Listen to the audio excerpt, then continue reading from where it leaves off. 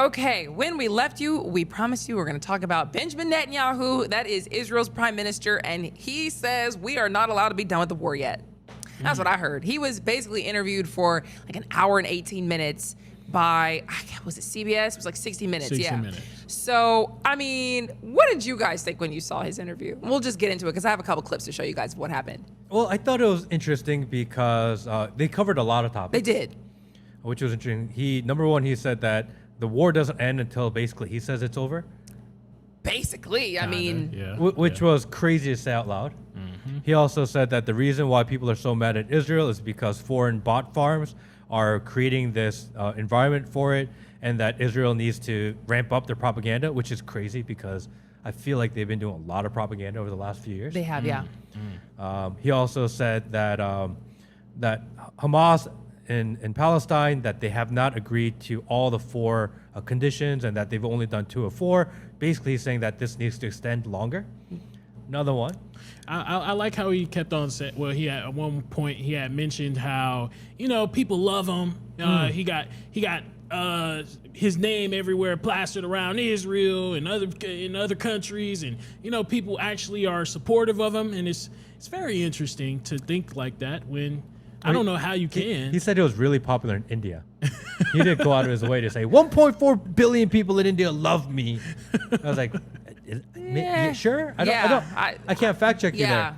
Oh, if you say so. It's a vibe. So I actually have a lot of those moments so you guys can see what happened for yourself. So first of all, Netanyahu was asked about whether he basically conned Trump into doing all of this with Iran, telling him that it was going to be easy and in and out, quick and dirty. And he said no. They all talked about the uncertainty and the risks.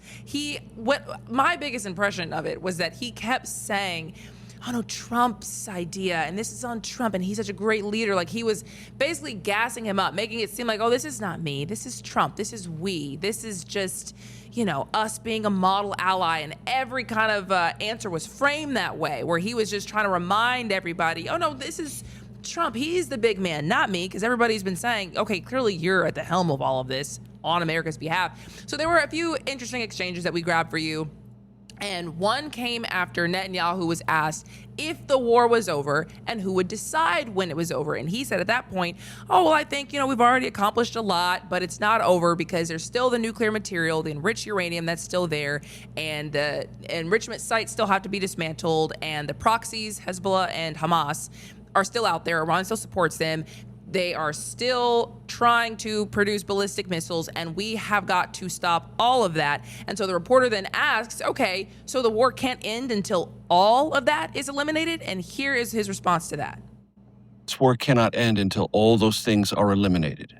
Well, certainly we want to get the nuclear material out. We certainly want to get the enrichment sites dismantled. We've curbed a lot. We've degraded a lot of the missile production sites, but the agreement should cover all these areas, including the proxies. Can it end with, as President Trump has led now, a blockade and economic pressure on them to do it with non-military means? Fine. If it can be accomplished, why not? But if not, both the United States and Israel, we both agree, President Trump and I, that if necessary, we can re-engage them militarily if it's necessary. So you heard what he just said, and what I just listed out as his reasons for why we still need to be there. That was not what Iran and Trump were talking about at the beginning of the newscast. It was not dismantle or I think that one was in there. The support for the proxy groups was not in there. The ballistic missiles was not in there. It was just all about the nuclear material. Trump's hard line is you guys can't have a nuclear weapon. The rest of what he just is talking about, that's something that Israel would like. The question is, how far will we go based on what they want us to do versus what Trump says our priorities are? It's like, when you get invited to something and then someone invites you and your man or you and your girl, and you're really speaking for yourself, but then you have to include them because otherwise you have to say we. Like, oh no, we can't go to dinner because we can't, like, really you're not going to go, but you have to include. That's what it feels like when he talks. He's like speaking on the behalf of him, like he's making the decision, but because it is an American show, he's like, and U.S. also. Yes, he It's has what it to. feels like. Yes. Yeah. Yes, And exactly. he's got like this weird smirk on his face and talking about war and nuclear war. It's like really off-putting. You're killing people. You know, like yeah, like we have to go in there again. If seen it works, if it works diplomatically, Why are you smirking? it's not funny. Is it serious or not? He's extremely calm, extremely politically correct. I remember one point in time, the questioner, he asked him some sort of question and he just refused. He said, you could keep asking this question, but I'm not going to answer it. That might be this next clip. Okay, cool, Because he cool, does cool. mention it. I'm not sure if this is, but I remember that too. Yep. So the reporter asks, how do you envision the enriched uranium will be removed from Iran? And this picks up at his answer. You go in and you take it out. With what? Special forces from Israel? Special forces of the United States? Well, I'm not going to talk about military means, but what President Trump has said to me, I want to go in there. And I think it can be done physically. That's not the problem. If you have an agreement and you go in and you take it out, why not? That's the best way. What if there isn't an agreement? Can it be taken out by force?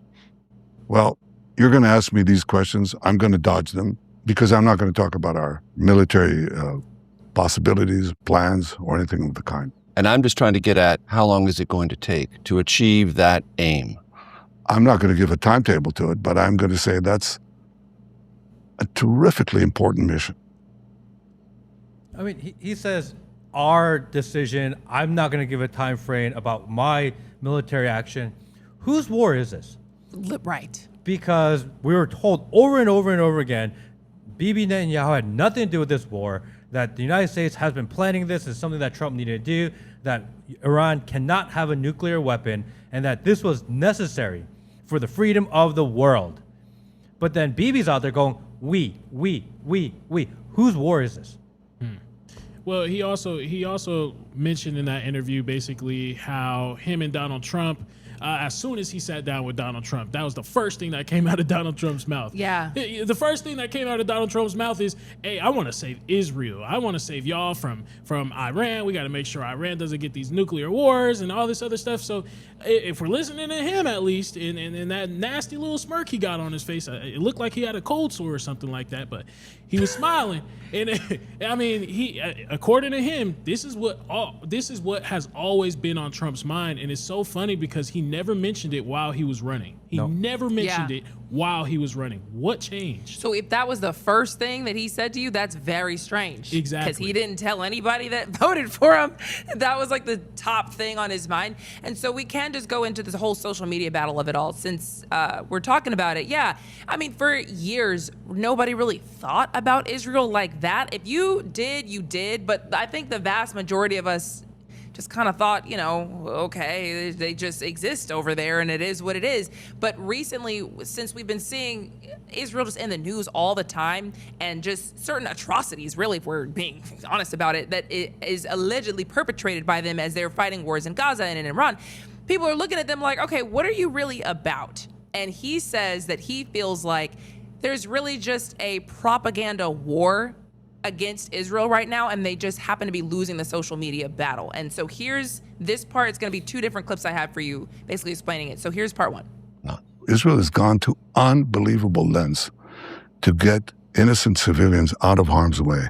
We text message millions of text messages to them, make millions of phone calls to them, pamphlets, leaflets, you name it, okay? We have seen the deterioration of the support for Israel in the United States almost, I would say it correlates almost 100% with the geometric rise of social media. And that by itself is not what caused it. And I don't believe in, in censoring them or anything, but I'll tell you what happened. We have several countries that basically manipulated social media, and they do it in a clever way. And that's something that has hurt us badly. So he's basically saying he's not trying to censor anybody, but he feels like now that social media exists and people can talk and see different things on social media, Israel's losing the social media battle, and it's all perpetrated by other countries who want to see them harmed. The internet is undefeated. You guys have heard me say that over and over again. we have. What the internet is really good at is figuring out what's going on, regardless of what the propaganda from one side or the other side is telling you. And for him to say the reason why people are mad at Israel is because of the propaganda or the bot farms, that's crazy.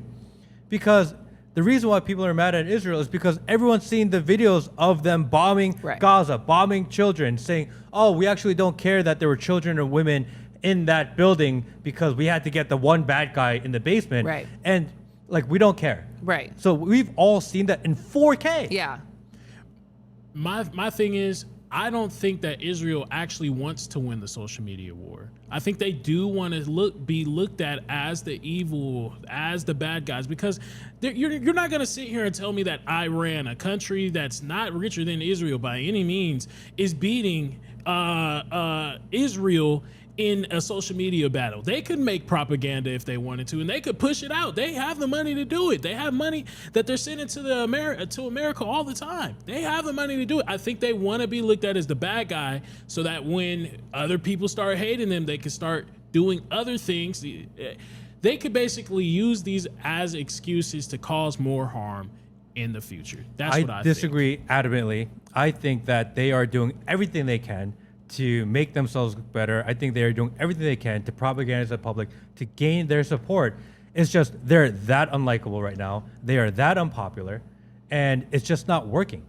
They have said, Benjamin Netanyahu has explicitly said that social media is like the biggest tool in their arsenal for as far as like weapons go. Like he acknowledges how important and how crucial and how consequential social media is, and having social media on your side. And so actually the reporter pushed him on that and said, okay, you think that like it's all just bot farms, and bot farms are basically people who have a ton of accounts who can just flood the internet with one thing. We hate whatever country it is. So I got a bot farm. All million of my bots are saying the same thing. That's what he's alleging. So the reporter asked, okay, so you've done nothing tactically in Gaza or the West Bank that has contributed to this, and this is that part of it. Of course, look, it's war. And in war, armies sometimes miss and civilians die. And these are mistakes. These are not deliberate things that happen. Israel is besieged on the media front, on the propaganda front, and we've not done well on the propaganda war. So it just is what it is. Sometimes civilians die. So Larry Ellison, who is a known contributor to the IDF, a known Zionist who contributes to the Israeli government, him and his family has bought CBS News, which is doing this interview. They have purchased TikTok, and they're the largest investor in TikTok now. It says, oh, you can't let a foreign country own TikTok. And now them and the Saudi Arabians own TikTok. They own the platforms. They've literally went out of their way in the last 24 months to buy the platform so that they can push their agenda. If you are anti-Israel or pro-Palestine, you have a very hard time on TikTok because they censor that information, and the people that own the platform are pro-Israel. And you're going to say, oh, we haven't done the propaganda. It's actually the propaganda's fault. That is such a poor excuse, because they are not only pushing the propaganda, but they are buying up the mechanism and the platforms that push that propaganda. Right. And they're saying it's not working. It's not working because no one believes you. Not because you don't have the ability to do it. Not because you're not doing it. It's not because you're being fair. It's not working because no one believes you anymore. I just hear about the religion and how they, at one point in time, I think it says somewhere in one of those books that, you know, is out there, the historic books, that at one point in time, the Messiah is going to come due to, you know, everybody hating Israel. It's one of those things where Israel's going to be hated, and in order to fulfill that, you know, prophecy, you got to do some things to get hated on. There's no excuse. There's no excuse for them to not. I mean, if they have, you know, X accounts, and if they do own these major platforms, you can't sit here and tell me that regular civilians is beating out the system, beating out the algorithm. There's no way you can make me believe that. I mean, they are paying for people to be a part of their trips. You know, I've been on Instagram a very long time, or several years, and I've actually been invited on one of these Israeli trips. Have you? Yeah, they invited me to go, say, hey, if you come out, I will pay for your trip, we'll pay for your accommodations, and you come out for a week, whatever. And I said no, because obviously I didn't go. But they do. I know a lot of people that have done that trip. And when you go out there, you are required to do a certain amount of pro-Israel propaganda posts. They tell you what to say. You are not allowed to say anything negative about what you do there. And if you fall out of the program or you don't do what they tell you to do, they just leave you there and you got to figure out your way back home.